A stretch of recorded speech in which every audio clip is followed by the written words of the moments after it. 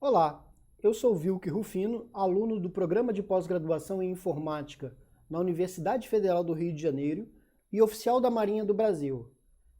Vou apresentar-lhes a minha defesa de doutorado, intitulada Modelos Analíticos de Segurança Cibernética. Vamos seguir o seguinte roteiro. Os ataques cibernéticos, eles têm crescido constantemente. E os vários relatórios de empresas de segurança, como a McAfee, esse é o exemplo, mostram que o nosso sentimento é verdadeiro. Outras notícias nos dizem que roteadores domésticos que estão próximos, estão na nossa casa, são vulneráveis a tipos de ataque. Este estudo mostrou que mais da metade desses roteadores domésticos que você usa na sua casa, da NET, da Claro, da Oi, mais da metade deles podem sofrer algum tipo de ataque vindo da internet. Não somente esses casos, mas os mobiles, que seriam os nossos telefones, o smartwatch, ou vários outros gadgets que gostamos de usar, que são tão famosos entre nós hoje em dia, que também pode ter um certo tipo de vulnerabilidade. Pessoas maliciosas podem dominar esses dispositivos e usá-los para atacar outros locais ou outros alvos. E num futuro próximo vai estar ligado a nossa cafeteira, a nossa televisão e vários outros dispositivos dentro da nossa casa que vão interagir com a rede, mas também vão estar abertos à ameaça cibernética. Quando é na nossa casa, dentro do que a gente está acostumado, a gente pode pensar, isso tem um custo pequeno, mas isso vale quando a gente pensa nas nossas empresas, naquilo que faz a gente receber o nosso salário.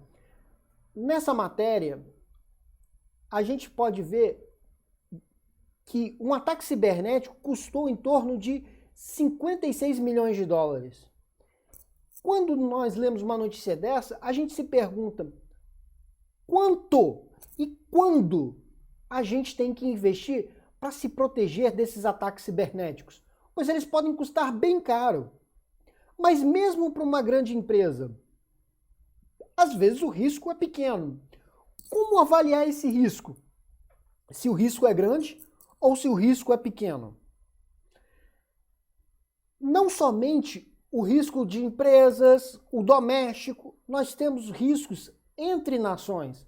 Ataques cibernéticos são usados também em conflitos armados, conflito entre nações.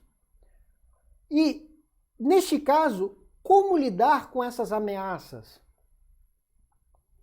O Brasil, ele tem sido fonte e alvo de ataques cibernéticos. O vírus Mirai teve diversas fontes brasileiras que usou-se para atacar outros sites.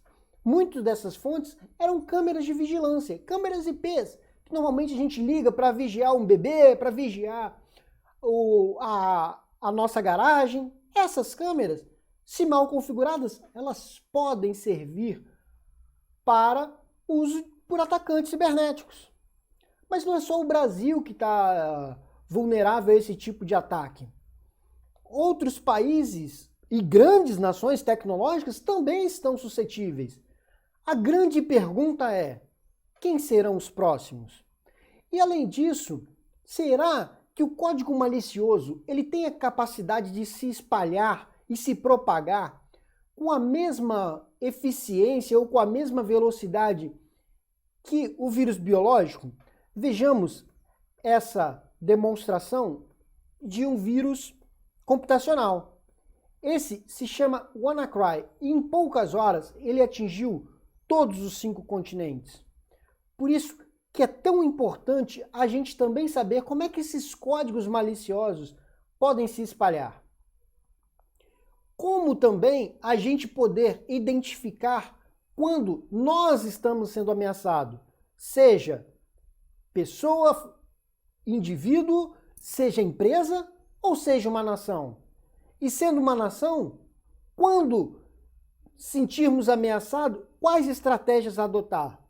A própria OTAN se preocupa com isso e fez um centro cooperativo com várias outras nações para estudar justamente as ameaças cibernéticas.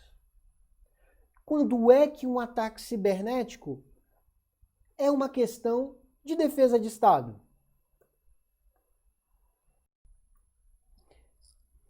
Muito bem, vamos falar sobre imunidade coletiva versus atacante estratégico, que é a primeira parte do nosso trabalho. A imunidade coletiva ela é estudada desde a década de 20, através de alguns modelos epidemiológicos. Eu coloquei como exemplo aí o trabalho de Kermark e M. Kendrick, em 1927. A hipótese-chave é que o vírus ele é capaz de se espalhar entre os vizinhos. E a imunidade coletiva diz: vacine para proteger os seus vizinhos. Ou seja, quando todos estiverem não imunes, não mais suscetíveis, aqueles vizinhos que ainda não foram vacinados, eles também não vão ter contato com o vírus. Será que, no caso do vírus computacional, é a mesma coisa que o vírus biológico? Ou seja, as infecções de atacantes pela internet são da mesma forma? O papel dessa imunidade coletiva funciona da mesma forma? A gente pode tentar ver e responder alguma dessas questões. Bem, primeiramente, a gente pode pensar que os modelos biológicos, eles possuem atacantes tolos, ou seja, são aqueles atacantes que não têm um alvo determinado, eles simplesmente atacam o seu vizinho.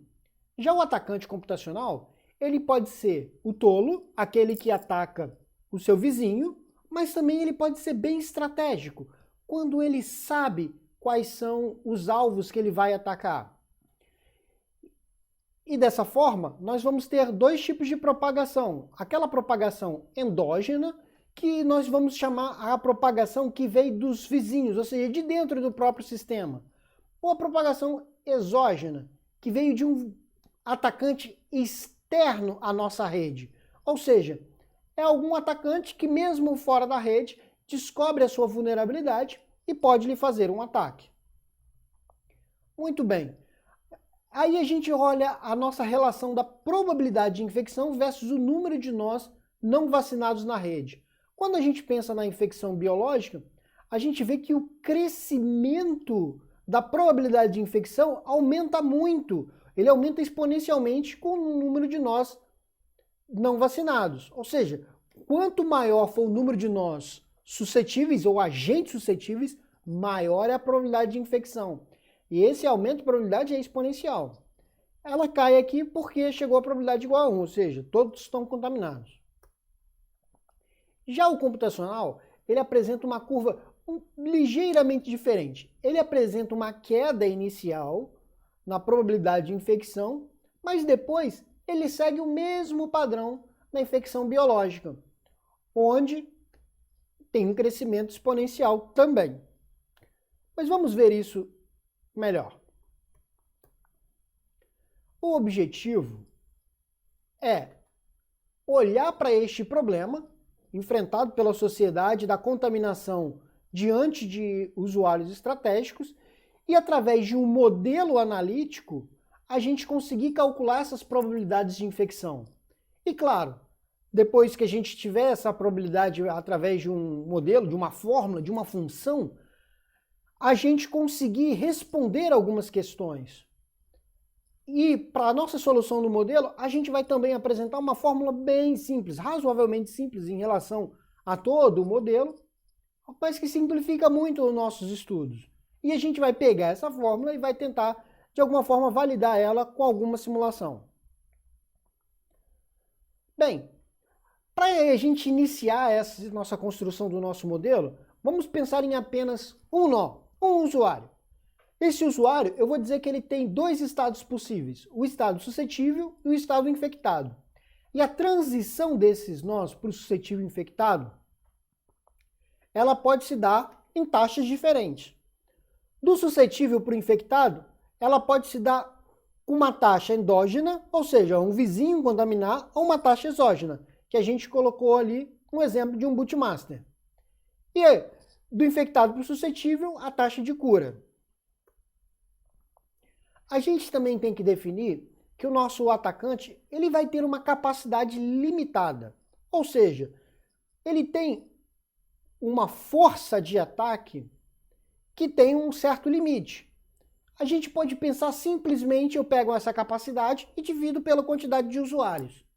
Ou seja, ele tem que atacar um usuário, depois outro usuário, depois outro usuário.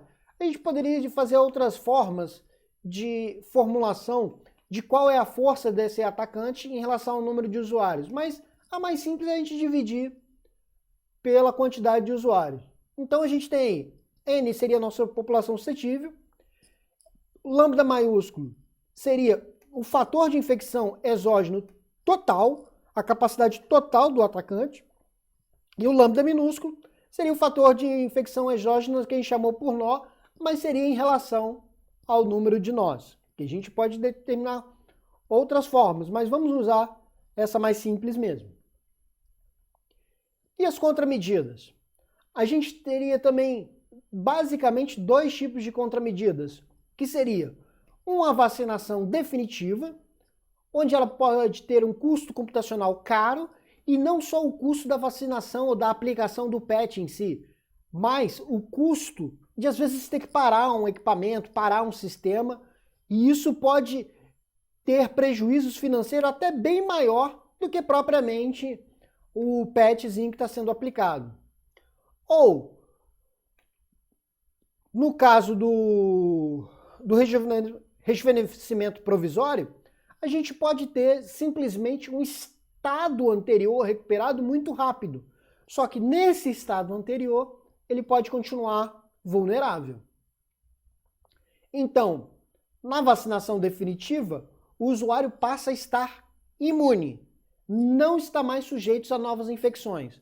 Já no rejuvenescimento, o usuário continua suscetível e ele pode receber novas infecções.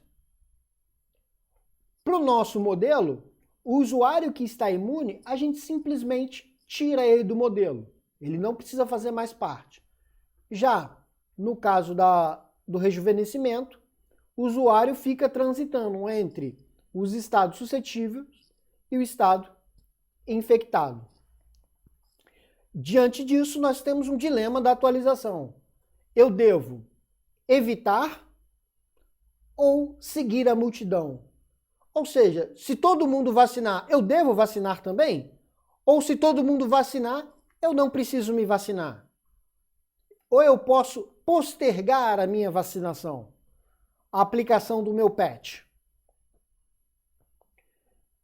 A propagação versus a estratégica, a gente tem justamente esses dois dilemas. Se eu posso focar apenas na propagação epidêmica ou se eu posso focar na propagação por meio do atacante estratégico. A gente vai ver quando é que cada um deles pode dominar. E vamos também fazer uma análise de um custo-benefício de fazer essa aplicação ou não. Bem, como dito, o nosso modelo parte desses dois estados, um suscetível e um infectado, onde nós temos aí algumas taxas. A taxa de suscetível passar para o infectado, ela pode depender da taxa de infecção exógena e da taxa de infecção por nó. E a cura, ou seja, do estado infectado para o estado suscetível, ele passa por uma taxa de recuperação que a gente chamou aí de Mi. E nós estamos usando para isso um modelo multiplicativo. Na nossa tese, a gente discute mais o uso desse modelo multiplicativo. Mas aqui basta lembrar que as contribuições, em vez de elas serem somadas, elas estão sendo multiplicadas aqui.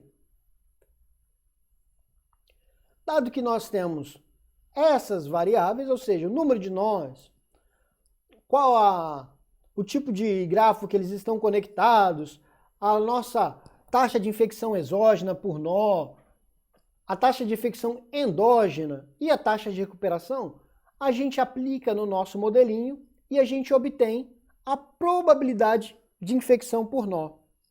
E olha como é que dá esse exemplo assim desse gráfico em relação ao número de indivíduos na rede. Isso aqui é só um exemplo. Mas nesse exemplo, que a gente considerou estes parâmetros, a gente fez várias cargas aqui, mas a gente vai olhar um pouquinho mais atenção esse aqui, que atravessa essa linha vermelha. Essa linha vermelha a gente já vai chamar de linha de custo. Ou seja, nessa linha de custo, que seria o custo da vacinação, a gente vai dizer que tudo que tiver, a probabilidade de infecção que tiver acima dessa linha de custo, a gente vai falar o seguinte, olha, vacinar vale a pena, porque é mais caro o risco de eu ser contaminado do que se eu aplicar uma vacinação. E abaixo dessa linha de custo, ou seja, o meu risco de contaminação é tão pequeno que eu vou dizer, olha, não vale a pena eu fazer essa vacinação, ou seja, aplicar essa contramedida, porque a minha probabilidade de infecção é muito baixa para o investimento que eu tenho que fazer. Vamos dar uma olhadinha em o que acontece com alguns equilíbrios que a gente encontrou neste modelo. A primeira parte, quando quase ninguém aplicou uma vacina, ou seja, pouquíssimas pessoas aplicaram algum tipo de vacina, ou melhor, todo mundo aplicou um tipo de vacina e pouquíssimas pessoas deixaram de aplicar. Ou seja, eu sou o patinho feio, eu sou aquele quase único indivíduo que está entre os mais suscetíveis. Então eu sou um alvo muito fácil para um atacante exógeno, que pode localizar a minha fragilidade e vai me usar como fonte de ataque para outros. Então, nesse caso é recomendável, vacine-se. Mas desde que algumas pessoas deixaram de aplicar a contramedida, a gente pode pensar, muitos nós já não estão vacinados. Então, para que eu preciso vacinar? Veja que o risco de contaminação diminui. Mas eu seguindo, o risco volta a aumentar. Por quê? Por conta do efeito endógeno, onde muitos indivíduos não decidiram vacinar e a probabilidade de infecção endógena aumenta rapidamente.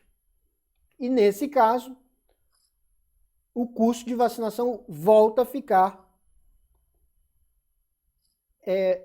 condizente. Vale a pena fazer a vacinação. O resultado do nosso modelo nos obteve uma fórmula fechada bem simples, né? Quase usando somente aqueles parâmetros que a gente disse ali na frente. A probabilidade de infecção, dado o número de nós não vacinados, a taxa de cura, as duas taxas de infecção exógena e endógena. E aqui apareceu um N estrela aqui, que é um valor crítico que a gente detalha bem na nossa tese, mas a gente pode dar uma ideia rapidamente aí de como varia esse N crítico aí. Se a gente definir esse N, ele é em função do número de nós, a gente diz que ele possui um limite superior se esse N asterisco for igual ao próprio N, ou seja, o número de nós, ou se for igual a N sobre 2, um limite inferior. A gente pode ver que ele fica bem dentro, o real, né? A probabilidade real fica bem dentro desses dois limites. A gente descobriu nos nossos estudos que esse N asterisco é exatamente o número esperado de vizinhos contaminados. Com isso, a gente conseguiu fazer outras aproximações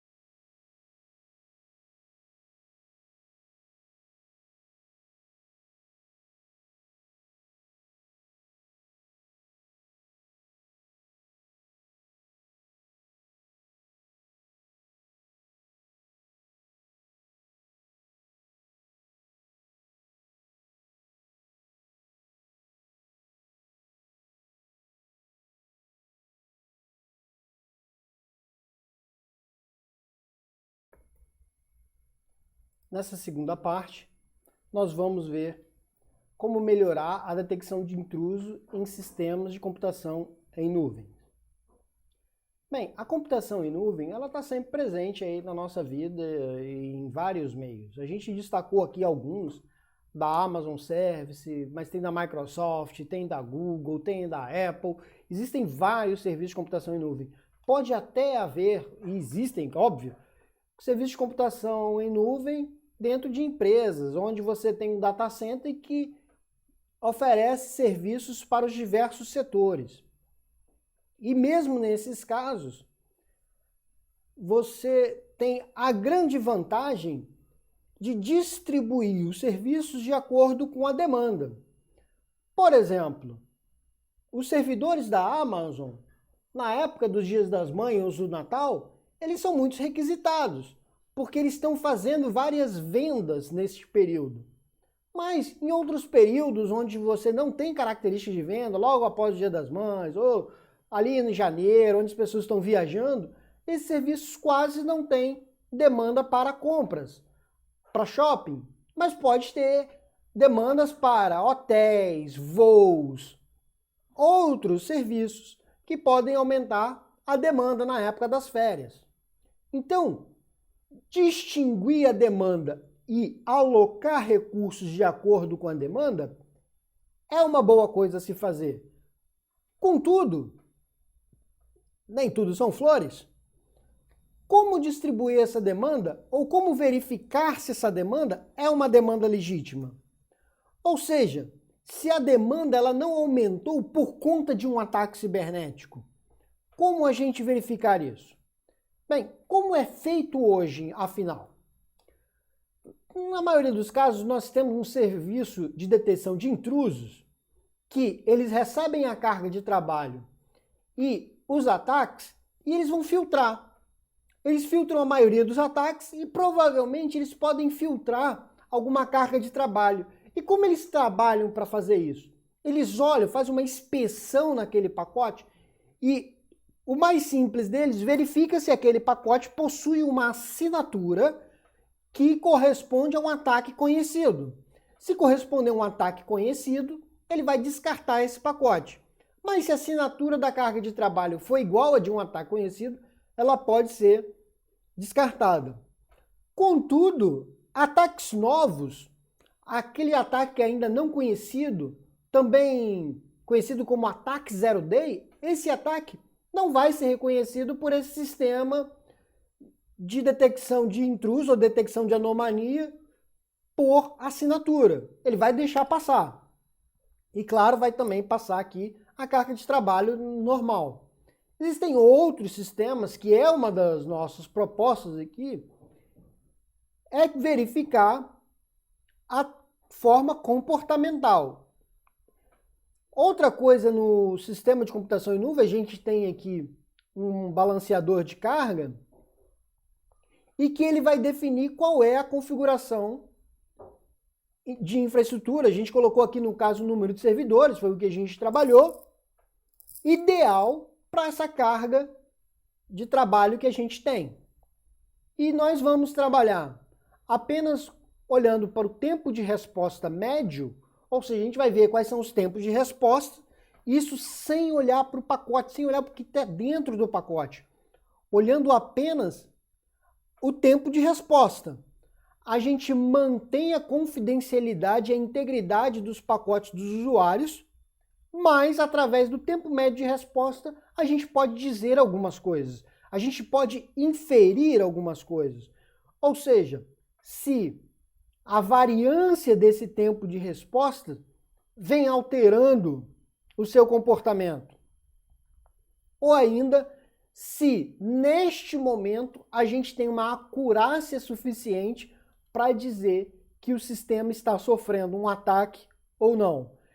E é justamente nesse balanço entre definir performance, previsibilidade e de fato um ataque que a gente vai trabalhar para justamente alimentar o nosso sistema de detecção de intruso ou de anomalias, assim como o nosso sistema de configuração de infraestrutura.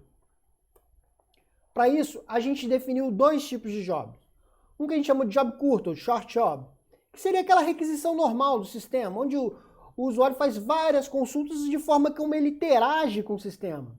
Por exemplo, acesso à página web, login numa página ou num sistema, um acesso via terminal. São todos sistemas onde são várias consultas pequenas, o servidor atende e responde imediatamente. Mas também tem aqueles jobs longos, que também são caracterizados justamente por serviços que querem impedir o uso daqueles recursos. Um ataque, por exemplo, de denial of service, onde ele vai consumir esses recursos. E as consultas realizadas ao servidor gastam tempo além do necessário, que vai impedir o servidor de atender às requisições legítimas. Bem, com isso, a gente tenta estabelecer um modelo analítico para enfrentar esse equilíbrio entre performance, previsão de ataque e acurácia de um ataque. É lidar com trade-off. E também usamos a simulação para validar o nosso modelo. Para construir esse comportamento, nós criamos um experimento controlado. Nesse experimento, a gente obteve um servidor, que ele, na verdade, é um servidor que fornece uma loja de meias, a gente chama ele de sock shop. É um servidor web, que tem várias características de uma loja virtual. E aí a gente, usando uma outra máquina, a gente fez compras nessa loja virtual, fez vários acessos que um usuário normal ia fazer. E por meio de um sistema, a gente gravou os passos que esse usuário faria e repetimos esses usuários, gerando uma carga de trabalho que seria normal dentro do servidor, o sock shop lá, o servidor de vendas web. E a gente aplicou com 10, com 20, com 30 usuários, todos eles fazendo compras. E a gente ia monitorando os tempos de respostas desses usuários.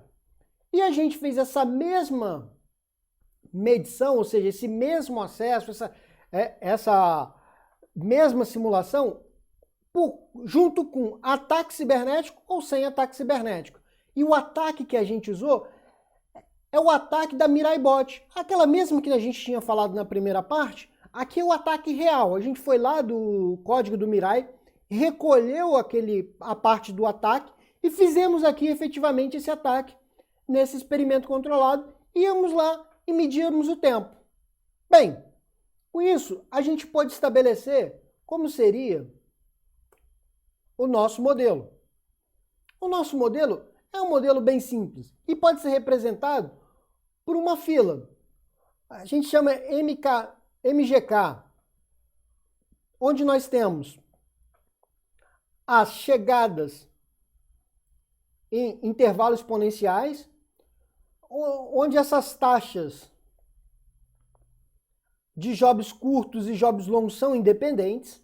A gente diz que são Poisson. O tempo de atendimento é o tempo de cada servidor desse. Então a gente tem, por cada servidor, que a gente colocou aqui K, para cada servidor, e o algoritmo vai definir, tem um algoritmo que pode definir qual é a melhor configuração, de quantos servidores vai usar para cada caso. Mas a gente quer ver justamente os tempos de resposta de acordo com esse modelo. Bem, a gente definiu essas pequenas variáveis, e com elas, variáveis aqui, a gente definindo elas formalmente, tempo médio de resposta de jobs longos e jobs curtos, a utilização para jobs longos e jobs curtos, a taxa de chegada de jobs, número de servidores e o tempo médio de serviço.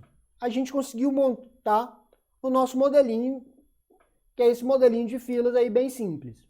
O modelo é simples, mas a fórmula às vezes não é tão simples quanto a gente mostrou na parte anterior. Mas esse modelo a gente consegue obter o tempo médio de resposta para cada um.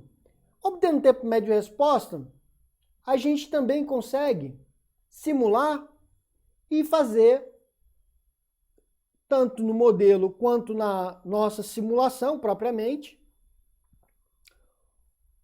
a gente encontrar o desvio padrão e o tempo médio de resposta. E a gente pode reparar aqui, tanto na simulação quanto no experimento controlado, que o número de servidores que minimiza o desvio padrão é menor que o número de servidores que minimiza o tempo de resposta, o que confirma a nossa previsibilidade inicial, onde a gente queria avaliar o tempo de resposta,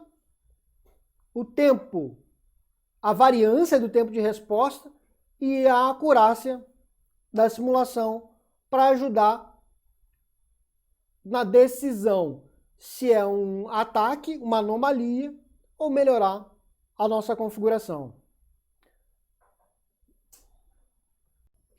E finalmente, nós temos a nossa perspectiva de trabalhos futuros, uma pequena conclusão rapidamente. A gente pode aplicar o nosso modelo de imunidade coletiva para otimizar investimentos governamentais, como por exemplo, até mesmo no caso dessas pandemias, como a própria Covid-19, e de modo que investir ou em segurança interna, na infecção endógena, em detrimento da infecção exógena, que seriam pessoas chegando de aviões ou coisas do tipo. Também a gente pode construir gradações de risco cibernético, onde, estando em situações de conflito ou não, aumenta ou diminui o risco cibernético, ou o risco de invasões ou não das nossas redes, dependendo do nosso estado de risco ou ameaça. Na parte de computação em nuvem, a otimização de recursos e a melhor detecção de anomalias.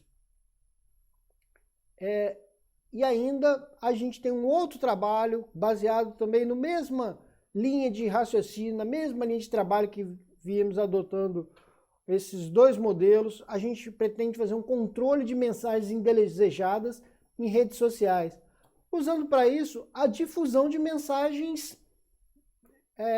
boas ou mensagens verdadeiras. Esse estudo também baseado ali em epidemias, onde a infecção seriam as fake news ou as notícias falsas. E a gente vai se livrar dessas fake news por diluí-las com outras mensagens consideradas seguras. O nosso trabalho gerou aí algumas contribuições, alguns artigos.